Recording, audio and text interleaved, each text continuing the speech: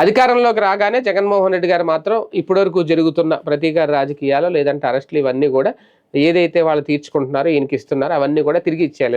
ఎందుకంటే లేదంటే లావైపోతారట జగన్మోహన్ రెడ్డి గారు. ఇది నేను అంటున్న మాట కాదండి, వైసీపీ నేతలు అంటున్నారు. వైసీపీ కార్యకర్తలు, జగన్ అభిమానులు ఇప్పుడు అవే కొటేషన్స్ సోషల్ మీడియాలో. మేము అధికారంలోకి వచ్చాక మీకు అన్ని మొత్తం తిరిగి ఇచ్చేస్తాం, లేకపోతే లావైపోతాం అనేది. అంటే ఇంతకు మించి మేము చేస్తాం, ఇంతకు మించిన అరెస్టులు చేస్తాం, ఇంతకు మించిన కేసులు పెడతాం అనేది.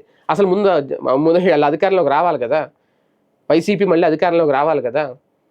ఎందుకంటే ఒక పక్క అమరావతి, ఒక పక్క అద్భుతమైన సూపర్ 6, ఇంకో పక్క అభివృద్ధి రాష్ట్రం అంతా, ఒక పక్క అన్నిటికి మించి కూటమి బలం, 3 పార్టీలు కలిసి ఉన్నాయి.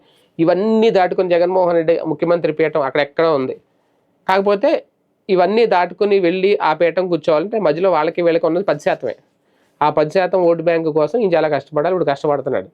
ముందు ఆయన అధికారంలోకి వస్తే అప్పుడు వీళ్ళు తిరిగి ఇచ్చేస్తారో, లేదంటే ఇంకా లావైపోతారో, ఇంకా 5 ఏళ్ళు అధికారంలో రాకపోతే మరి ఇంకా లావైపోతారు కదా, అప్పుడు ఇంకా జరుగుతాయి. ఎందుకంటే ఇప్పుడు ఒక స్టెప్, ఇది మొదటి స్టెప్.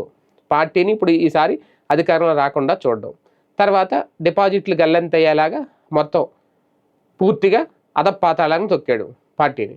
ఆ మధ్యన అన్నారు కదా ఆయన, పవన్ కళ్యాణ్ గారు, అధపాతాళానికి తొక్కేస్తామని.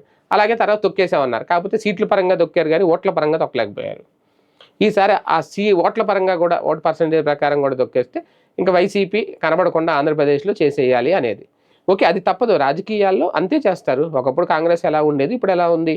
కాకపోతే అది ప్రజల్లో వచ్చిన తిరుగుబాటు, రాష్ట్ర విభజన జరిగింది అనేది. కాంగ్రెస్ పార్టీ ఆంధ్రప్రదేశ్లో నామరూపాలు లేకుండా పోయింది. ఇప్పుడు పేరు కొందగాని పార్టీ కనీసం డిపాజిట్లు కూడా దక్కించుకోలేని పరిస్థితి, ఒక్క స్థానం కూడా గెలవలేని పరిస్థితి. కానీ మిగిలిన పార్టీల విషయంలో అలా లేదు. వైసీపీకి ఆ పరిస్థితి వస్తుందా లేదనేది ఒకటి, అది పక్కన పెడితే ఇప్పుడు అంటే ఈ ప్రతీకార రాజకీయాలు వరుసగా ఈ అరెస్టులు, నిన్న కారుమూరి నాగేశ్వరరావు అరెస్ట్ తర్వాత ఈ చర్చ అంతా మొదలైంది. ఈ మధ్యకాలంలో పెరిగినాయి సైలెంట్గా.